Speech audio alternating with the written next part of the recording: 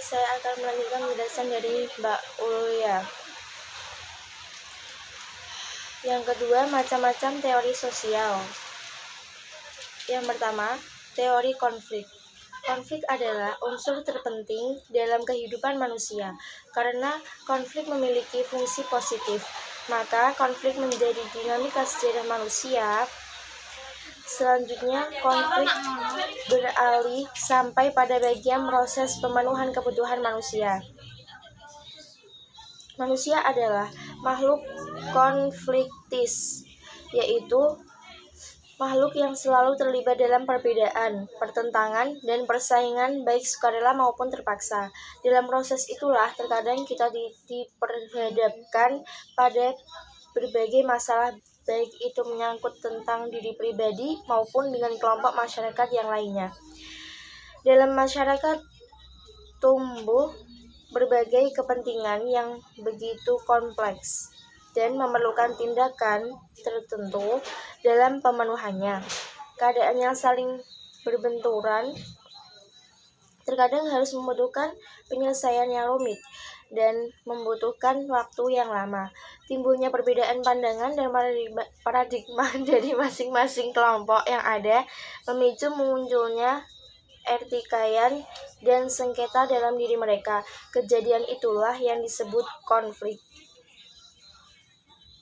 Konflik selalu erat kaitannya dengan kehidupan manusia yang menganut paham sosialis. Sebagai makhluk sosial yang selalu berinteraksi dengan manusia yang lainnya, seringkali terjadi salah penafsiran terhadap simbol atau makna yang disampaikan. Karena melalui komunikasi yang kurang harmonis dari masing-masing anggota masyarakat yang akan menjadi pemicu terjadinya konflik.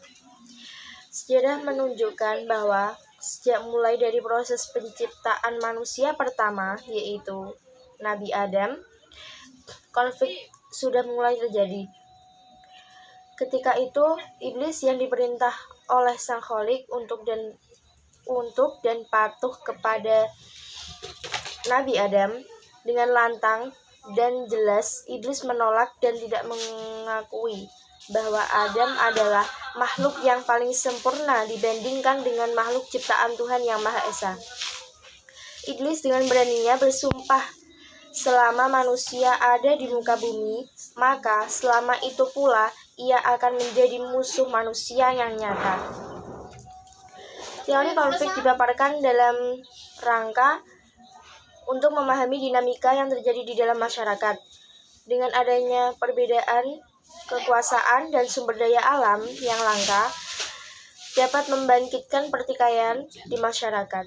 Kelompok-kelompok kepentingan yang berbeda dalam sistem sosial akan saling mengejar tujuan yang berbeda dan saling bertanding. Hal ini sesuai dengan pandangan Lockwood, bahwa kekuatan-kekuatan yang saling berlomba dalam mengejar kepentingannya akan melahirkan mekanisme ketidakberaturan sosial. Pada teoritis konflik memandang suatu masyarakat terikat bersama dalam kekuatan kelompok atau kelas yang dominan. Para fungsionalis menganggap nilai-nilai bersama sebagai suatu ikatan pemersatu, sedangkan bagi teoritis konflik,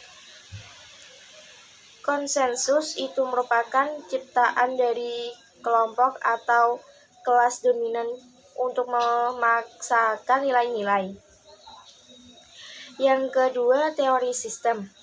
Teori sistem merupakan seperangkat pernyataan-pernyataan yang secara sistematis berhubungan, atau sering dikatakan bahwa teori adalah sekumpulan konsep, definisi, dan proposisi yang saling kait-mengait yang menghadirkan suatu tinjauan sistematis atas fenomena yang ada dengan menunjukkan hubungan yang khas di antara variabel-variabel dengan maksud memberikan eksplorasi dan prediksi.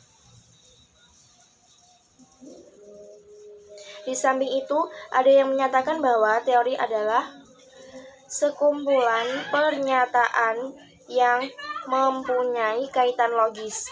yang merupakan cermin dari kenyataan yang ada mengenai sifat-sifat suatu kelas, peristiwa, atau suatu benda.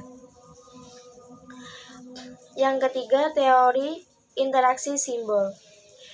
Teori interaksi simbolis yang masih merupakan pendatang baru dalam studi ilmu komunikasi, yaitu sekitar awal abad ke-19 yang lalu. Sampai akhirnya, teori interaksi simbolik terus berkembang sampai saat ini, di mana secara tidak langsung S1 merupakan cabang sosiologi dari perspektif internasional. Teori interaksi simbolik menekankan pada hubungan antara simbol dan interaksi, serta inti dari pandangan pendekatan ini adalah individu. Banyak ahli di belakang perspektif ini yang mengatakan bahwa individu merupakan hal yang paling penting dalam konsep sosiologi. Mereka mengatakan bahwa individu adalah objek yang bisa secara langsung ditelaah dan dianalisis melalui interaksinya dengan individu yang lain. Yang keempat, teori struktural fungsional, yaitu suatu bangunan teori yang paling besar pengaruhnya dalam ilmu sosial di abad sekarang. Teori ini awalnya berangkat dari pemikiran Emile Durkheim, di mana pemikiran Durkheim ini dipengaruhi oleh Auguste Comte dan Herbert Spencer. Comte dengan pemikirannya mengenai analogi organismik kemudian dikembangkan lagi oleh Herbert Spencer dengan membandingkan dan mencari kesamaan antara masyarakat dengan organisme, hingga akhirnya berkembang menjadi apa yang disebut dengan recursive functionalism, di mana ini menjadi panduan bagi analisa substantif dan penggerak analisa fungsional, dipengaruhi oleh kedua orang ini. Terus, yang kelima, teori pertukaran sosial. Teori ini menganggap bahwa untuk dasar dari hubungan sosial adalah sebagai suatu transaksi dagang, di mana orang berhubungan dengan orang lain karena mengharapkan sesuatu untuk memenuhi kebutuhannya. Pada perkembangan selanjutnya, berbagai pendekatan dalam teori pertukaran sosial semakin fokus dan bagaimana kekuatan hubungan antar pribadi mampu membentuk suatu hubungan interaksi dan menghasilkan satu usaha untuk mencapai keseimbangan dalam hubungan tersebut. Yang keenam, teori fenomenologi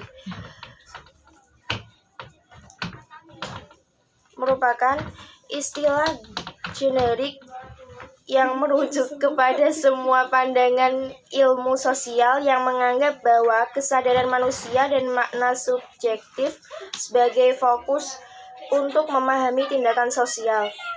Tentu saja, dalam kaitannya dengan penelitian budaya pun pandangan subjektif informan sangat diperlukan. Subjektif akan menjadi sahih apabila ada proses intersubjektif antara peneliti budaya dengan informan.